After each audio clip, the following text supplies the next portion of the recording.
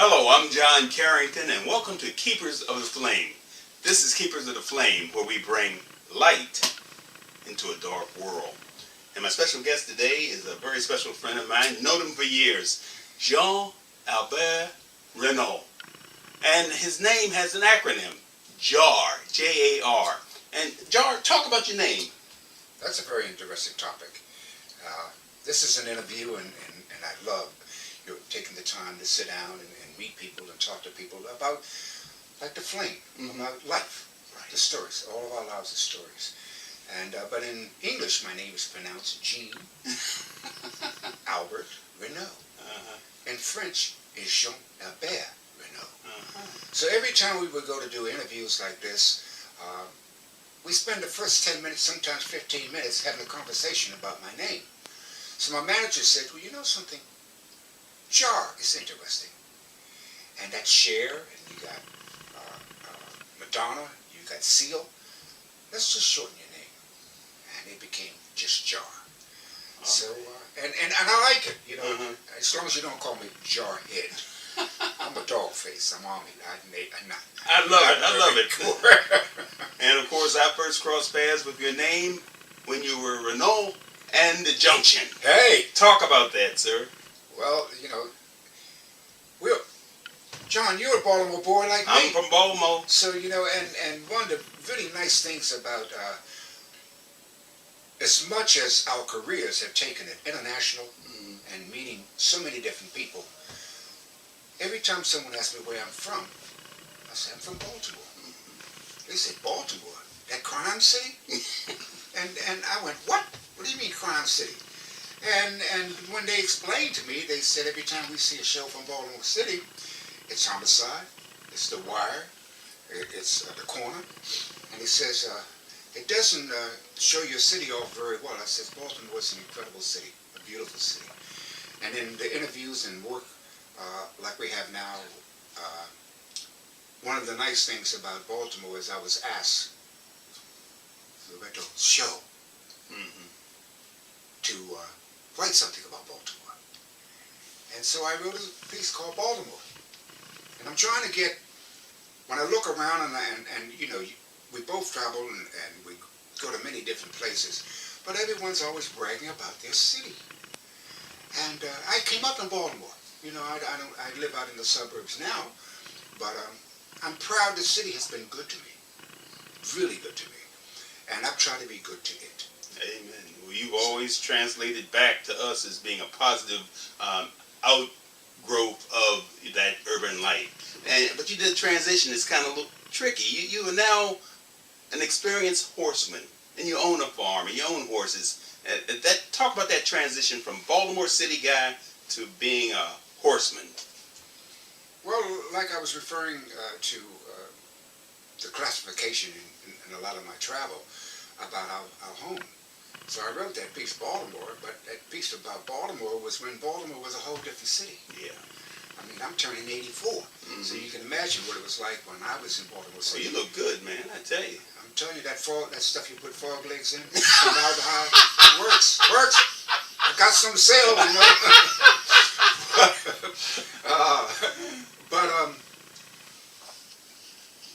I started realizing that the city had changed so much, and I had in my international travel of being an international model, and I was very successful with that in the United States and Europe, and parts of the Middle East,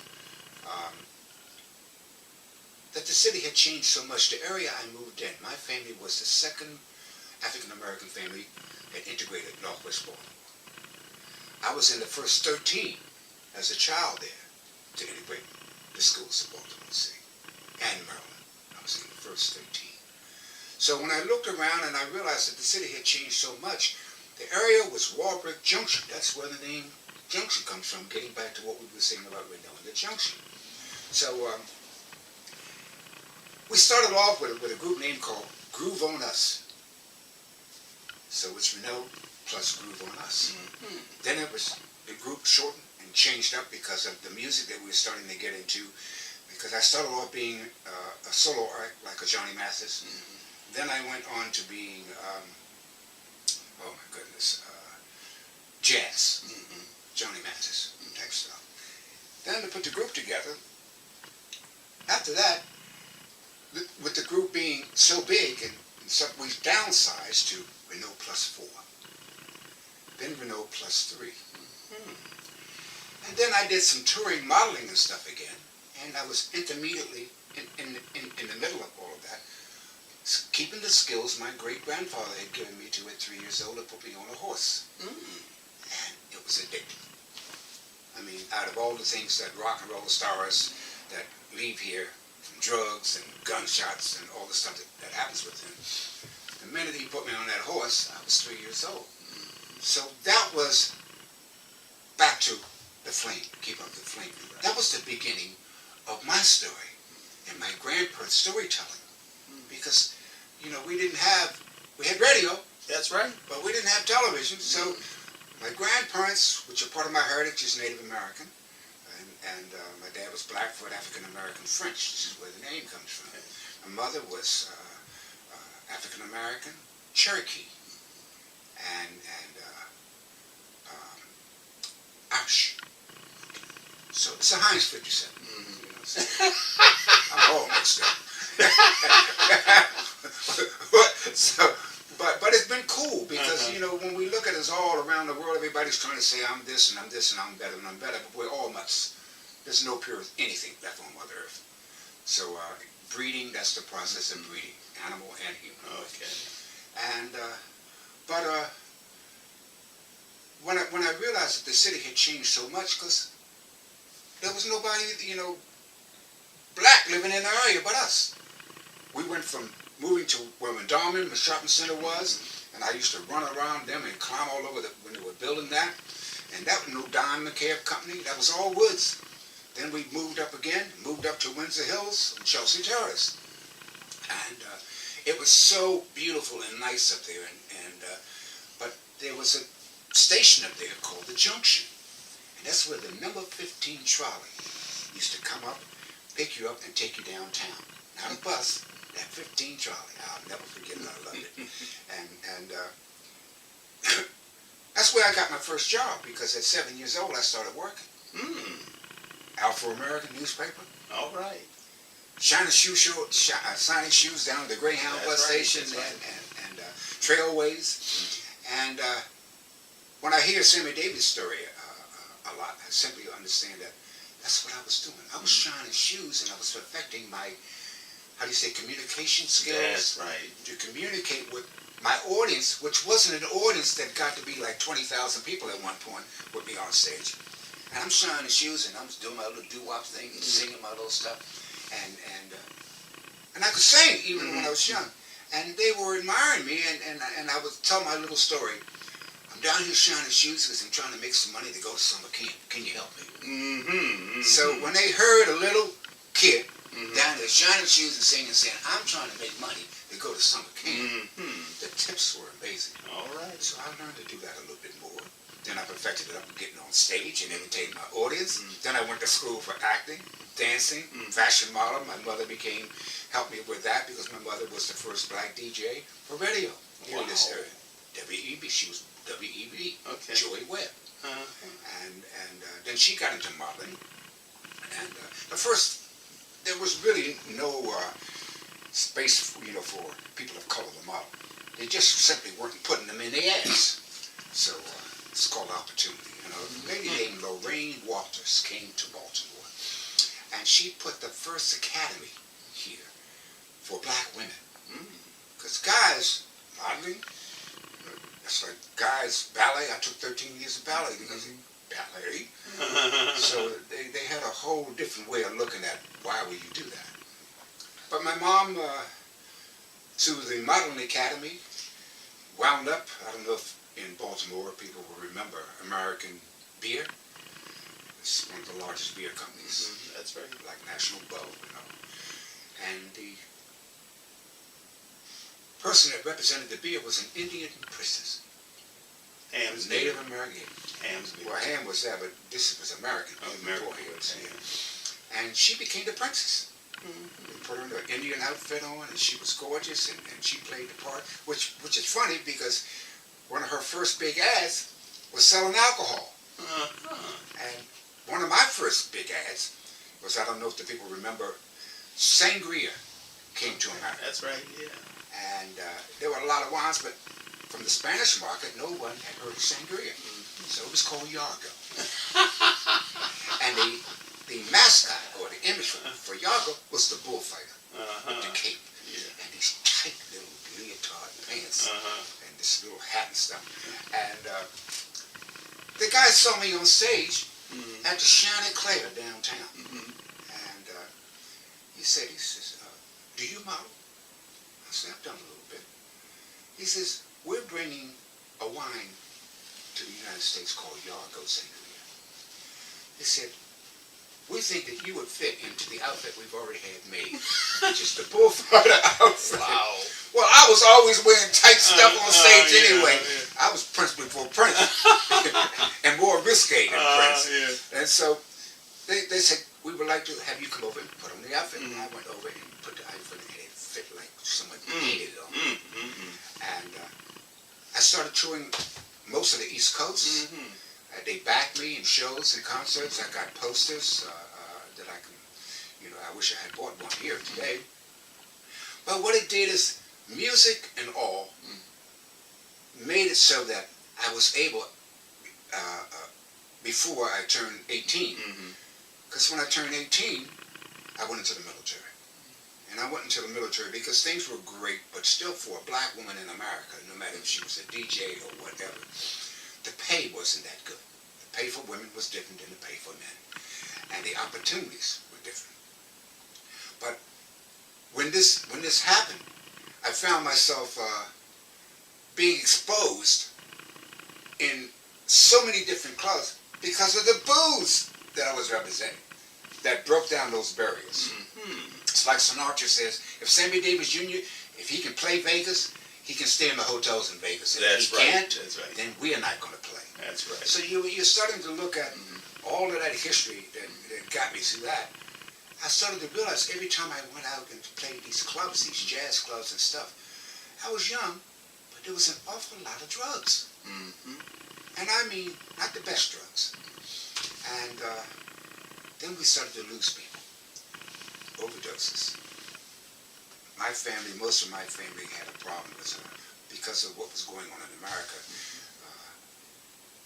They drank. That was, instead of cocaine or heroin, like a lot of people try to handle stress and out of here before you know it, gone too soon but not forgotten. And that little thing my great-grandfather did, this is back to storytelling, and told me the stories of how they came out of nothing and got some land.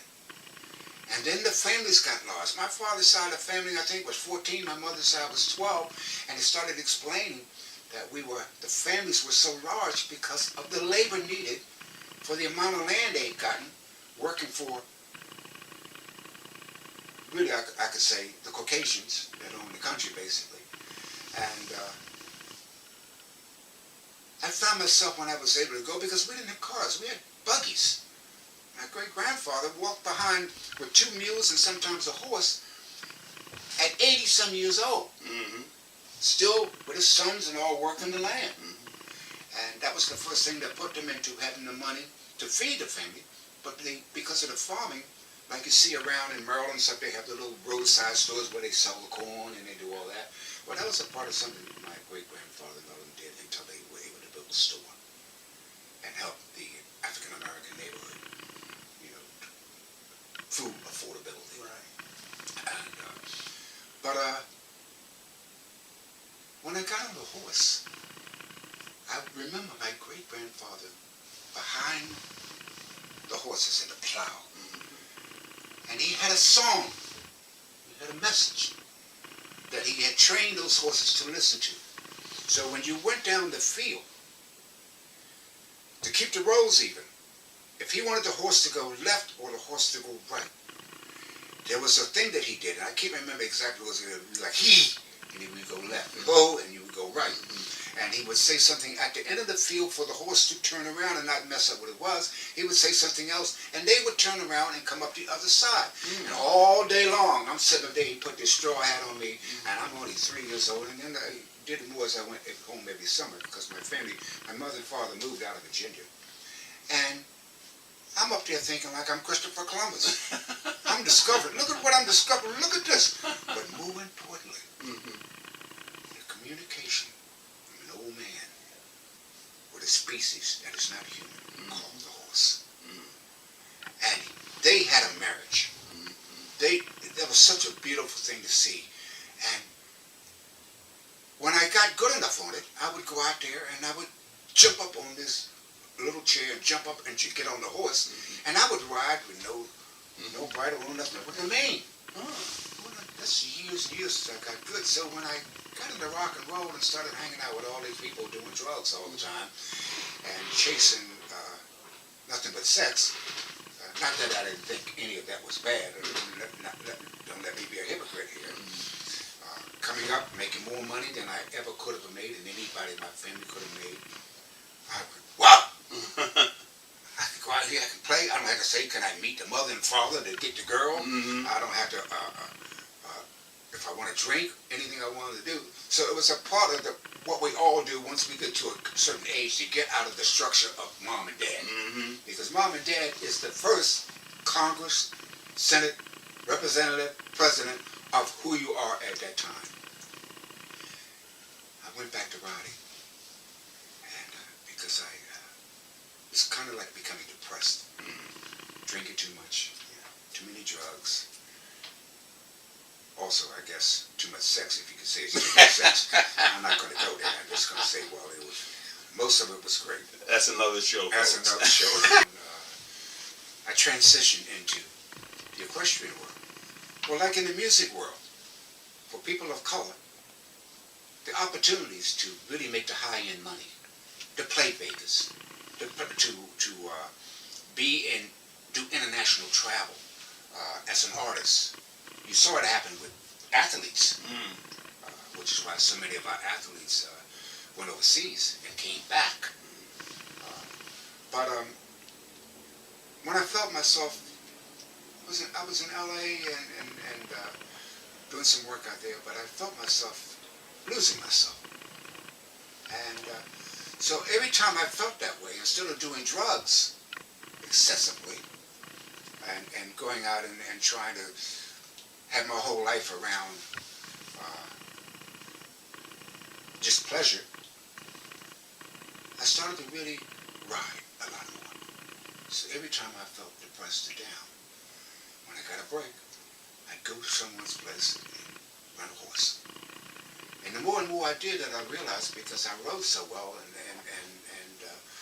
most of the time when I went to ride someone else's horses, I knew more about the horses than they did. Because I realized that they had money and they had horses, but it was black people who was cleaning the stalls, who was taking care of the horses, from thoroughbreds on down. And when they put me on a horse and they saw me ride, they said, "Whoa, where did you learn to ride?"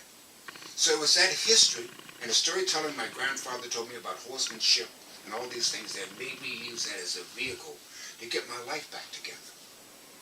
Then I bought a horse. Then I got married. And because I was modeling internationally, I married a girl from Sweden. So my son, who you know, Christian, is half Swedish.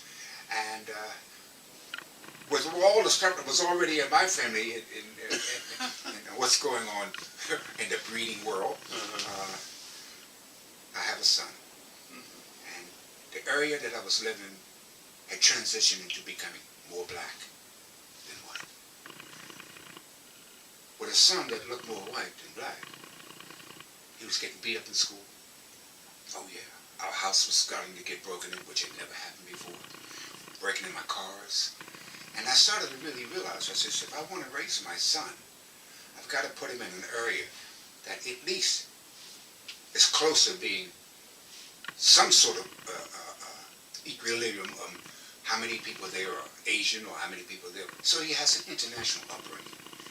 And I bought a horse farm moved out of Baltimore and moved up on the Maryland, Pennsylvania line into the woods where I was going to my grandparents' house every summer, even though we were living in Baltimore. So basically, I was raised in Baltimore. When I moved up to Baltimore, I had an album out. My name was all over the place and all over television and stuff. So everyone was telling me, said, you do not want to move where you plan on moving. It's not too cool up there. And I said, why? So they started telling me again, Keepers of the Flame, stories about why I didn't want to move up to northwest Baltimore, 3 miles from PA. And the first thing they told me, they says, well, the Ku Klux Klan Grand Master is in a place called Gamba, and that's about 20 minutes from your door. And I went, really? But when I moved up there and I started to go into some of the little stores and meet people who had horses, because it was rare, they hadn't seen anybody like me come up there. And they didn't know what I was. I had long hair. Like Indian, I was looking more Native American than African American. And then I started riding with them, and they did the same thing. They said, where did you learn to ride? And I said, from my grandfather. And I said, our family has a history with horses. And so I started to talk about my history about horses and tell them when I grew up, my father bought land in New Mexico. So I went out to New Mexico where the powwows and got introduced through my dad more and more to the Native American heritage of my bloodline. And they taught me more things about riding. And this journey took me around the world, from nowhere to everywhere, through the love for the horse. And I wasn't the Roy Rogers who was the riding cowboy or the Gene Autry. People say, whoever heard of a singing black cowboy? I said, well, in person. So I found myself all over the world with horses. The music came into be rap, which I had never done. Now, rap really is not music when it started. It's poetic poetry to a rhythm. It's storytelling. Back to the stories. So music is a story anyway. Because every breath you take is a part of your story. You are a story. Every breath you're taking, you're writing your story. And the great thing about it is that if you're a good storyteller, well, you know how to tell jokes. It's getting attention. Right. And I found that my talent in music and my talent on horses, but I also knew how to be funny. And I started this journey for kids through the horse. Teaching 3 things to try and take the kids out of the city where I had just moved out of, which was breaking into houses, stealing cars and stuff. How do I help these kids who are coming out of juvenile services and stuff like this to look at their lives a little bit differently? And I did it through the horse. And I says, number 1, most kids, when they walk over, you think they're afraid of a dog. When a little kid is like this and it walks over a horse and it's looking up like that, and the first question every time the kid said to me, does it bite? Does it bite? I said, it's got teeth. Yeah. And I said, but no. I said, I'm going to try to teach you the first lesson of what I'm doing here with Project Arrowhead, which we talked about. And trust. And as a kid, first times in school, the reason why I didn't do well in school is because I didn't trust or like the teacher. The teacher did not work on the law of attraction. What could she do or say that made me go, oh, really? And became interested in the conversation of the story. So I said, the next thing is effort. If you trust me enough to listen to me, and I'm teaching you, so that you can go from being afraid of this, and I'll have you up on this horse riding it like I did at 3.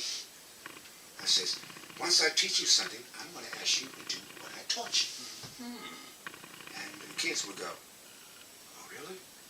You want me to hold that? You want me to lift his leg up and all that? I said, yeah, but we're going to do it slowly. Right. And I won that by doing trust, effort, and the greatest lesson I've had to teach myself, my musicians, everybody I've been around with, is patience. Trust, effort, and patience accomplishes your goals. If you have a story in your head that you want to be, to tell by people being able to look at your story because they get to look at you.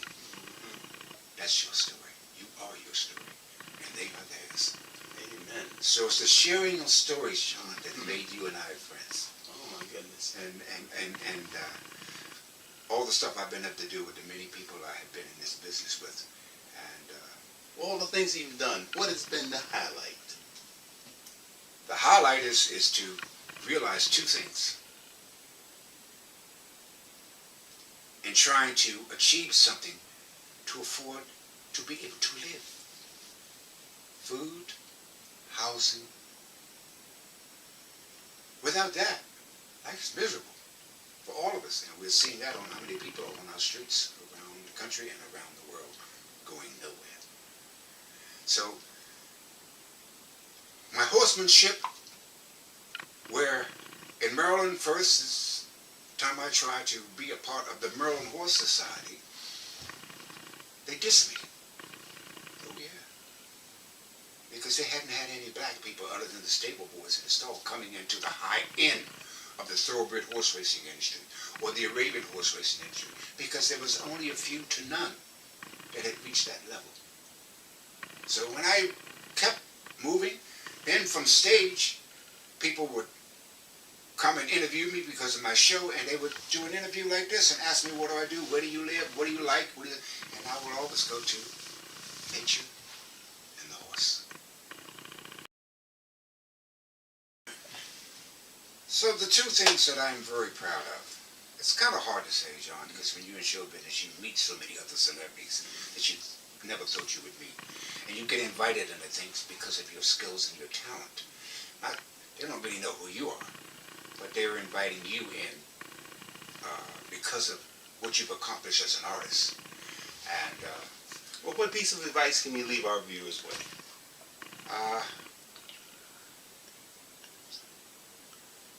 Don't ever stop dreaming. Don't ever stop dreaming. Because you never know where on the corner that you may meet that person that can make that dream come true. But you've got to have a goal. And you've got to have that dream. Something to pursue. Something to be. Something to want to be, where in that being, you may be able to help other people, from children to adults, make the world a little better place than it was while we were here. I love it. I love it. I love it. Health is a state of body. Wellness is a state of mind. Jean Albert Renault, I want to thank you for giving us a healthy message and keeping us on the track to be well. Well, I want to thank Baltimore. This is my town. I don't care what anybody thinks about it or whatever. This is my town. I wrote that piece about Baltimore. And I'm doing a book right now. My first book is coming out. They did a documentary on me. It won 7 film festivals. And now there's a book coming out. And a lot of that film, and a lot of that book is about Baltimore. And the people I love who have loved me. And we have shared time together to share our stories. So do something to share your story. But make sure your story is a good story, a healing story, a story of support to make us all look at each other that we are all God's children. All of us. And if we stop fighting about who God loves the most and just do the one thing that the book says in all the things that I've looked at in the Bible and even in the Quran and other things, do unto me and mine the way we want you to do unto you and yours. All right. Well, this is John Carrington, and this is Jean Albert Renault, Jar. And he's a keeper of the flame, a person who loves to do what makes light shine in a dark world. Thank you. And Thank you. Tune in again for another episode of Keepers of the Flame. Thank you. Thank you.